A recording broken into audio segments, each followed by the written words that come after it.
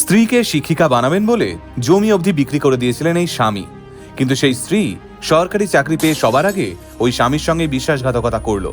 নিজের 10 বছরের সন্তান এবং স্বামীকে ফেলে রেখে সরকারি চাকরি পাওয়া সেই শিক্ষিকা বেরিয়ে গেল পর পুরুষের সঙ্গে। হ্যাঁ, এর আগেও বহুবার এমন ঘটনা ঘটেছে ভারতবর্ষের বুকে।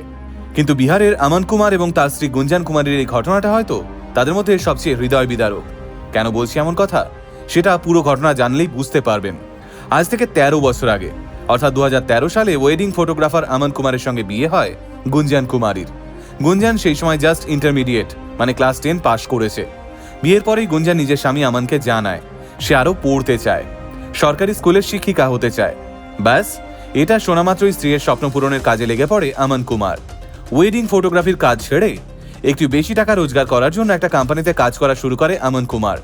যেটুকু টাকা এক্সট্রা আয় হতো সেটার পুরোটাই আমান ইনভেস্ট করে দিতেন গুঞ্জানের পড়াশোনা এবং টিউশন ফিজের পিছনে। 2016 সাল নাগাদ গুঞ্জান একটা ছেলেরও জন্ম দেয়। পরিবারের আর্থিক চাহিদা মেটাতে আরও একটা কোম্পানিতে কাজ করা শুরু করে আমান। এভাবেই ডাবল শিফটে চাকরি করে শ্রী গুঞ্জান কুমারীকে গ্র্যাজুয়েশন এবং বিএড পাশ করায় আমান কুমার।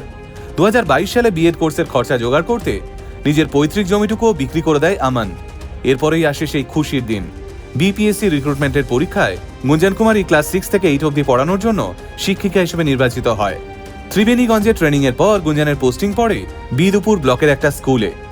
এতদূর অবধি সবটা ঠিকঠাকই চলছিল। স্ত্রীর স্বপ্ন পূরণ হওয়ায় খুশির অন্ত ছিল না আমান কুমারের।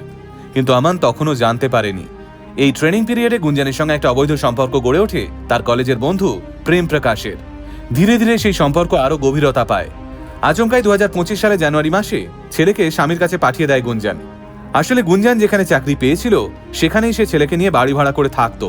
2025 সালে ছেলেকে স্বামীর কাছে পাঠানোর কারণ হিসেবে গুঞ্জান বলে সে নাকি ওর কয়েকজন কলিগের সঙ্গে দার্জিলিং ঘুরতে যাবে। কিন্তু আমানের কেমন যেন একটা সন্দেহ হয়। আর একটু খোঁজ খবর নিয়েই আমান জানতে পারে গুঞ্জান দার্জিলিং এ গেলেও তার সঙ্গে আর কোনো কলিগ যায়নি। সে আদতে তার বিশেষ বন্ধু প্রেমের সঙ্গে দার্জিলিং এ গিয়েছে। এই ঘটনা নিয়ে গুঞ্জানকে চার্জ করলেই সে তারপর থেকে সন্তানের দায়ভার ঝেড়ে ফেলে একা থাকার সিদ্ধান্ত নেয় এবং যে স্বামী তাকে এত কষ্ট করে পড়ালো তার বিরুদ্ধে এই ফলস কেস দায়ের করে। গত 1 বছর ধরে হাজিপুরের লিচ্ছাবিনগর এরিয়ায় একটা বাড়ি ভাড়া নিয়ে থাকতো গুঞ্জান। গত 23 মে আচমকায় সেই ভাড়া বাড়িতে হানা দেয় আমান কুমার। আর সেখানে গিয়ে সে গুঞ্জান এবং তার বিশেষ বন্ধু প্রেমকে এমন আপত্তিকর অবস্থায় দেখে ফেলে যার জেরে আমান সঙ্গে সঙ্গে ওখানে দাঁড়িয়েই 112 নম্বরে কল করে পুলিশ ডাকে এবং পুলিশের কাছে সবটা খুলে বলে, যদিও গুঞ্জান পুরো ঘটনাকেই অস্বীকার করে দেয় এবং আমান কুমারের দিকেই অভিযোগের আঙুল তোলে। তবে ইন্ডিয়া টুডের একটা আর্টিকেল অনুযায়ী গুঞ্জান এবং আমানের 10 বছরের ছেলে ইতিমধ্যেই গোটা বিষয়টা নিয়ে তার মাকেই দোষী সাব্যস্ত করেছে। সে জানিয়েছে তার বাবা ভীষণই ভালো মানুষ, উল্টে তার মাই নাকি ওই প্রেমকে আঙ্কেল বলে ডাকার জন্য বারবার ফোর্স করত। বাবার সঙ্গে এমন খারাপ ব্যবহার করায় ছেলেটি আর কখনো মায়ের সঙ্গে না থাকার ইচ্ছেও প্রকাশ করেছে। এবার একটা 10 বছরের বাচ্চা তো আর বানিয়ে বানিয়ে মিথ্যে কথা বলবে না, তাও আবার নিজের মায়ের নামে। এই ঘটনাগুলোই আজকের দিনে দাঁড়িয়ে মহিলাদের মাথা হেঁট করিয়ে দেয়। যখন মহিলারা আকাশ ছোঁয়ার স্বপ্ন দেখে তখন এই ঘটনাগুলোই বহু মহিলার জীবন দুর্বিষহ করে তোলে।